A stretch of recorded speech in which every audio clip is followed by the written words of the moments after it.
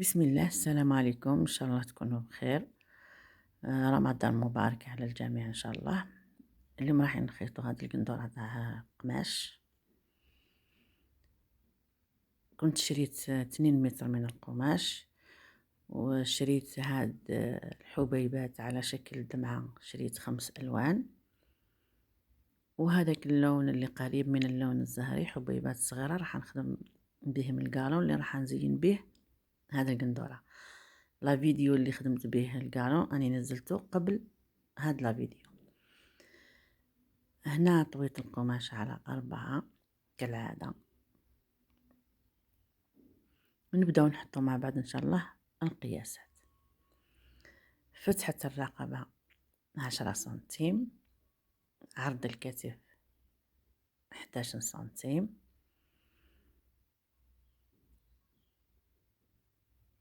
يعطيني 21 سنتيم. نعين هنا 21 سنتيم، ونرسم فتحة الإبط. فتحة الإبط أخذت قياس 22 سنتيم.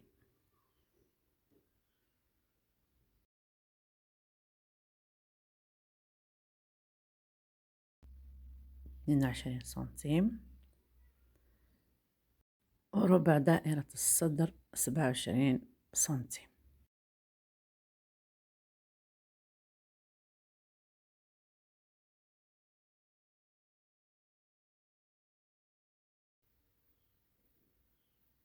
معليش طباشير شوية ماهوش يبان. هنا نرسم حردة الإبط، وهنا من أعلى نقطة في الكتف إلى دائرة الخصر كما تعودتوا معايا في الفصالة. هنا أخذت قياس 42 سنتيم، ونرسمو ربع دائرة الخصر. ربع دائرة الخصر 26 سنتيم.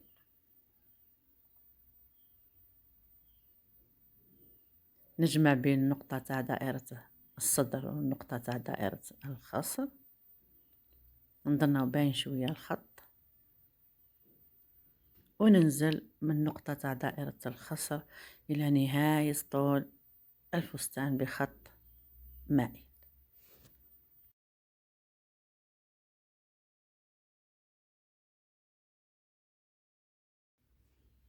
فتحة الرقبة من الخلف نزلت 6 سنتيم.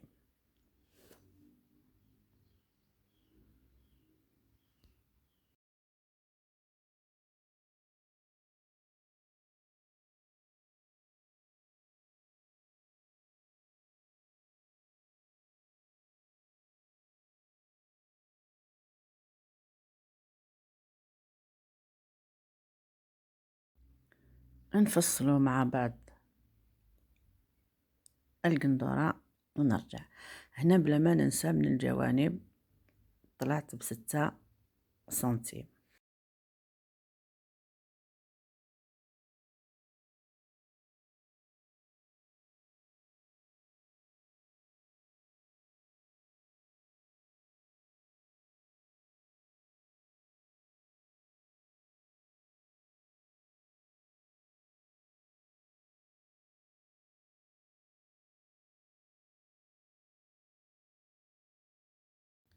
هاد البقايا اللي بقاو لي من الفصلة راح نفصل بهم الذراعين.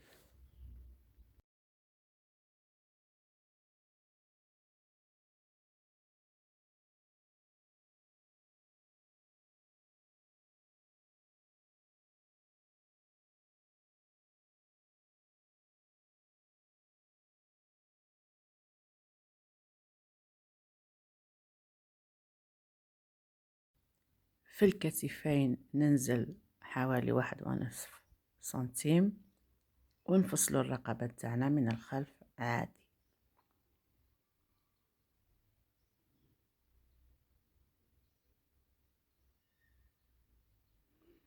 هذا الخلف هاو أمامكم. القماش هايل باهي يبل.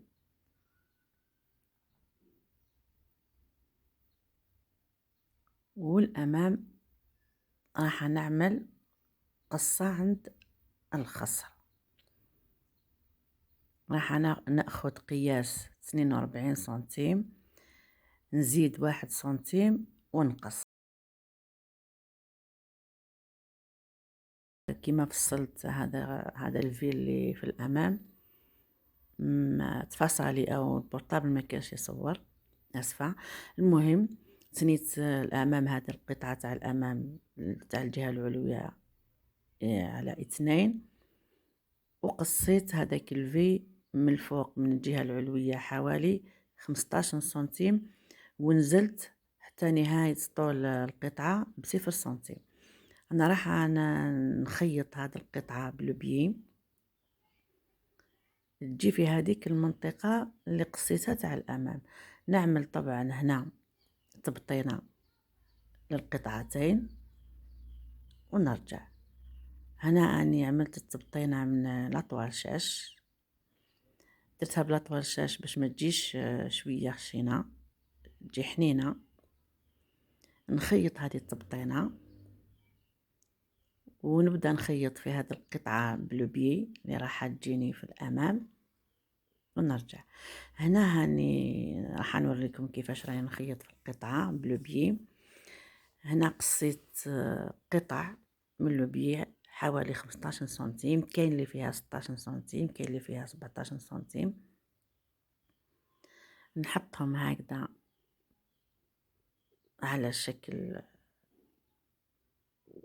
متخالفين على شكل في، ونبدأ نخيط القطعة الأولى مع القطعة الأولى، ثم نضع القطعة الثانية. مرة نحط القطعة على اليمين ونخيط كما راني نوريلكم، ثم المرة الثانية نحط القطعة على اليسار ونخيط بالماكينة. نكمل بنفس الطريقة، مرة نحط على اليمين، مرة نحط على اليسار ونخيط حتى نكمل القطعة اللي باغياتها حوالي 30 سنتيم 30 سنتيم. ها القطعة اللي تحصلت عليها بلوبيي راح تجي في المكان هذاك اللي قصيته في الأمام. نحاول هنا نحط القطعة في الوسط، لازم تجيني في الوسط. هاني حكمتها هنا بليزيبانجل باش تجيني متقونة. هنا لازم نتأكد بلي هاد الفي تاع هذيك القطعة اللي خدمتها بلوبيي يكون قد باش ما تجينيش الرقبة جهة كبيرة على جهة. هنا ايضا نتأكد بلي عندي نفس الطول. انا شوية مسوسة، نقيس ونعاود.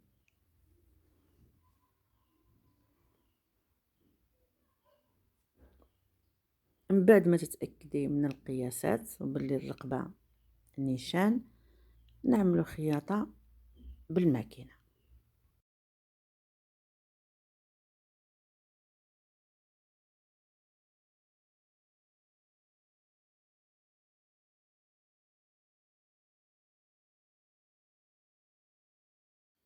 هنا أنا خيطت هذيك القطعة اللي خدمتها بلوبيي بالماكينة. نقصو هذوك الزوائد طبعا، نفينيو تاعنا الأمام كما راني نوريلكم. هاني نقص في الزوائد.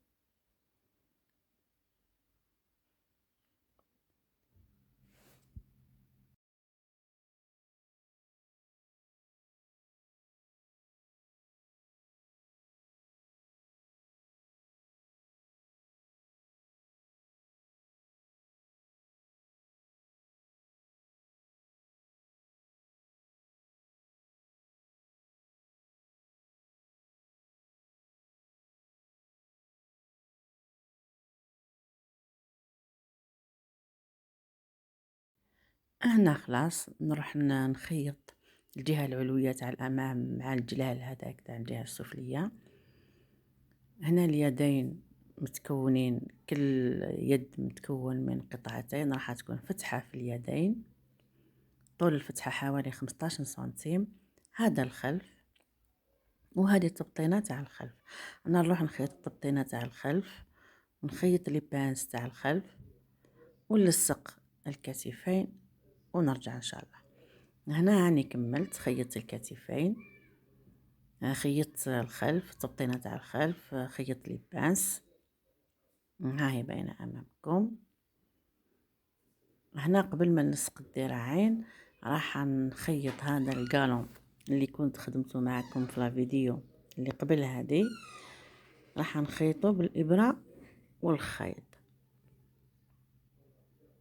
يجي هنا ساير داير بالرقبه، ويجي ايضا في هذيك القصه الموجوده على مستوى الخصر.